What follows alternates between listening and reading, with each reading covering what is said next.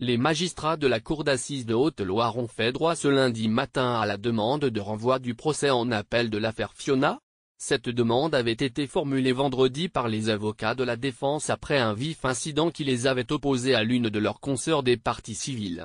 La Cour, sans l'assistance des jurés, ordonne le renvoi de l'affaire à la session du mois de janvier 2018, énonce Étienne Fradin.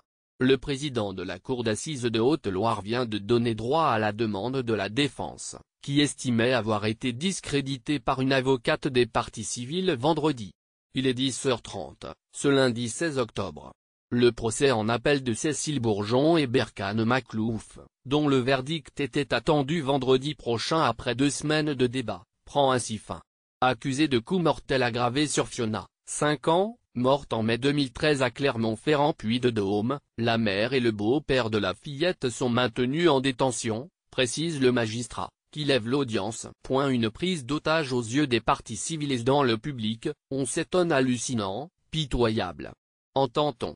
À la sortie, le visage grave, les avocats de la défense expriment leur satisfaction d'avoir été entendus. Il ne s'agit pas d'un coup. Nous n'avions aucun intérêt procédural à faire renvoyer ce dossier, avance l'un des conseils de Cécile Bourgeon, me Renaud Portejoie. Il s'agit d'une atteinte extrêmement grave à notre probité. Notre parole était irrémédiablement discréditée. La Cour a renvoyé cette affaire parce qu'elle a estimé que les conditions d'un procès équitable n'étaient plus réunies, enchaîne celui de Berkane Makhlouf, me Mohamed Kanifar. Il n'y a ni vainqueur ni perdant, le droit strict a été entendu. Côté partie civile, les avocats protestent d'une prise d'otage. Le père de la petite Fiona, Nicolas Chafoulet, a quitté le palais. Son avocat, me Charles Fribourg, confesse sa surprise. Nous subissons cette décision, dit-il. Nous avons le sentiment d'avoir été instrumentalisés. Des accusations abjectes contre les avocats de la défense auparavant, dans le prétoire, chacune des parties avait avancé ses arguments. Pour la défense, l'incident survenu vendredi avec Marie Grimaud, avocate de l'association Innocence en danger, rendait le renvoi indispensable.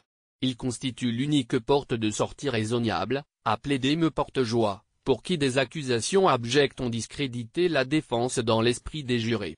Me Grimaud a, à mon sens, usé de procédés déloyaux, a poursuivi me Kanifar, en indiquant avoir saisi les instances de la profession.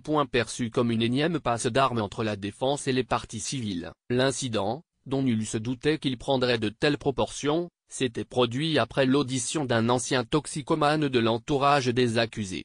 J'ai une difficulté avec ce témoin, avait soulevé l'avocate, en rappelant que me Kanifar l'avait assisté à l'époque en garde à vue, et que mes Portejoie père et fils avaient été, au début de l'affaire, les avocats du couple, avant qu'ils n'avouent la mort de l'enfant. Vous avez assisté à cet incident, à mes excuses, je ne peux aller au-delà, a rappelé ce lundi Marie Grimaud, visiblement désemparée.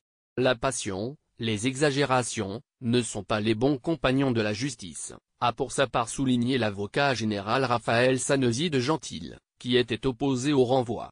Il n'appartient pas à la Cour d'assises de statuer sur la faute ou non d'un avocat, avait-il argumenté. La décision de la Cour, qui n'a pas à être motivée, n'est susceptible d'aucun recours. Le président Fradin a indiqué que le procès en appel, qui sera le 3e de cette douloureuse affaire, devrait s'ouvrir le 29 janvier 2018 à 14h.